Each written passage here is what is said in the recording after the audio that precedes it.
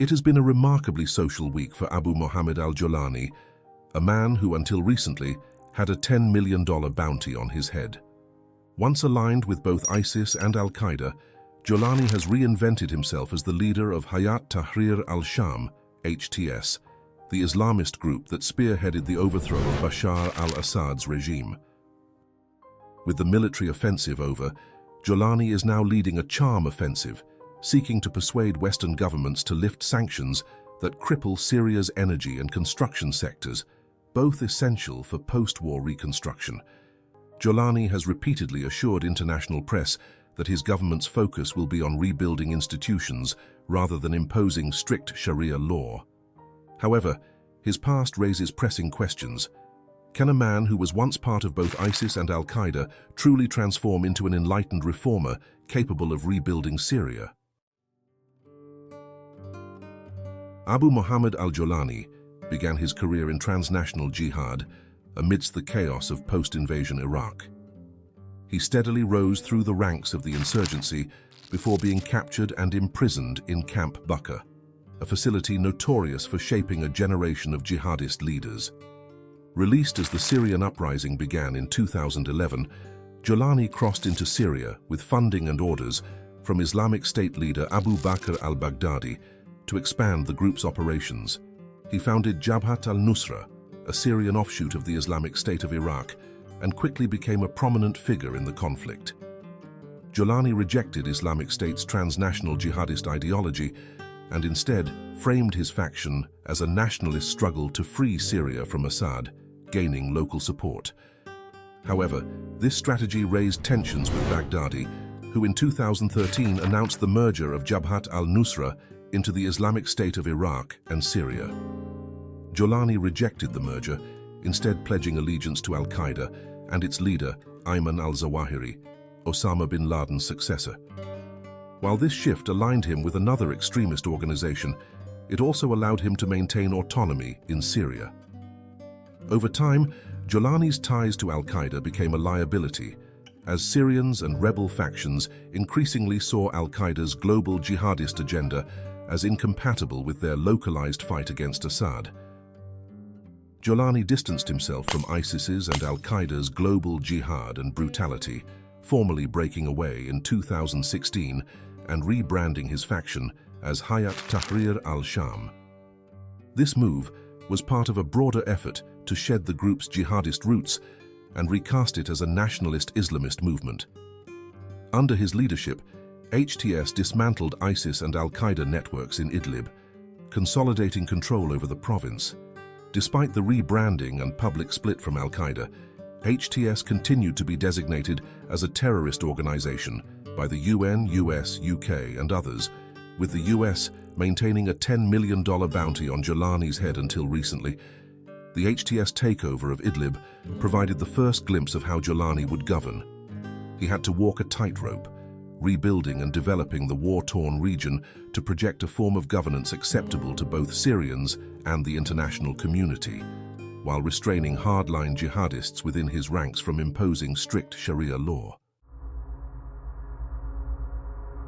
Well-educated and softly spoken, Julani has embraced pragmatic governance of Idlib, ruling over nearly 2 million people in northwestern Syria under the control of HTS. Since 2017, he has overseen the establishment of the Syrian Salvation Government, a civilian administration with ministries managing health, education, and infrastructure. Julani's governance has been characterized by a focus on institution building, as opposed to implementing Sharia law. The SSG manages trade, incentivizes private investment, and has created a functioning bureaucracy in Idlib. By 2024, the province boasted modern amenities like trendy shopping malls and consistent electricity, luxuries that even Damascus could not guarantee. This development has been critical to stabilizing Idlib, but it has come at the cost of dissent. Julani has shown little tolerance for opposition, with rivals jailed or killed under questionable circumstances. For instance, in 2023, Abu Maria al-Qahtani, a former high-ranking HTS official, was detained on charges of treason, later released, and then killed in a mysterious suicide bombing. Critics of Julani's rule compare it to that of Assad, citing authoritarian practices, suppression of dissent, and the silencing of critics. Protesters in Idlib have labeled HTS's security forces as Shabiha, a term associated with Assad's loyalist enforcers.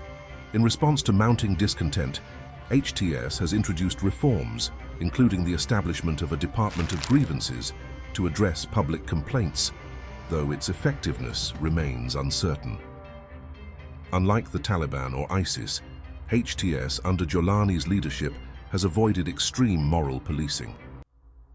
While it is nearly unheard of for women to forgo the hijab, there are no laws enforcing face coverings, nor has the group banned smoking or music. This relative leniency has drawn criticism from hardline Islamists, who accuse Julani of being too moderate. His pragmatic approach, however, has allowed HTS to maintain control while attempting to project a modern image. Julani has worked to rebrand himself on the international stage, trading his military garb for a more civilian appearance of buttoned shirts and trousers. He emphasizes pluralism and inclusivity in a post-Assad Syria, stressing the need to respect religious and ethnic minorities. HTS continues to walk a fine line between its Islamist roots and its aspirations for international recognition. To consolidate its control, the group has suppressed rival militant factions, disbanded rebel military wings, and begun creating a unified national army whilst trying to avoid further conflict. Despite ongoing Israeli airstrikes in Syria, Julani has suggested that war with Israel would only distract from the urgent task of rebuilding the country's institutions.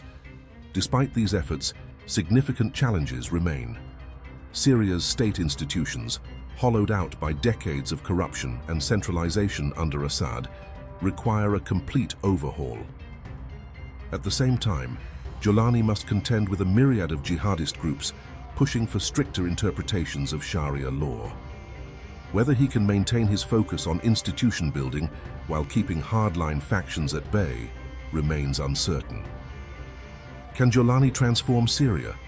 Let us know your thoughts in the comments below. I've been your host, Albert. If you enjoyed this video, don't forget to leave a like and subscribe. Until next time.